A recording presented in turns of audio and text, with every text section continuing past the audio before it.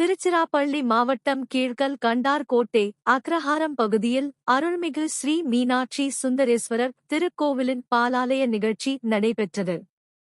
ஜூலை 12, 2025 மாலை 6 மணிக்கு மேல் 8 மணிக்குள் முதல் கால வேள்வி மற்றும் அன்னதானம் நடைபெற்றது. அதனைத் தொடர்ந்து ஜூலை 13, 2025 காலை 6 மணிக்கு மேல் 8 மணிக்குள் 2ஆம் காலம் வேள்வி மற்றும் அதனைத் தொடர்ந்து அன்னதானமும் நடைபெற்றது.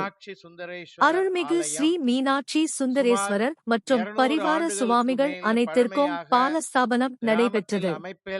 இந்த நிகழ்ச்சியில் கிராம பொதுமக்களும் பக்த கோடிகளும் ஏராளமாக கலந்து கொண்டு ஈசன் அம்பிகை அருள் பெற்று மகிழ்ந்தனர். அக்ரஹாரத்தில் மீனாட்சி சுந்தரேஸ்வரர் இதிலிருந்து கிராம தேவதை சப்தமாதா 1.5 கிலோமீட்டரில் வயல்வெளியில் ஒரே சிலையில் அமைந்து அருள்பாவித்து வருகின்றது.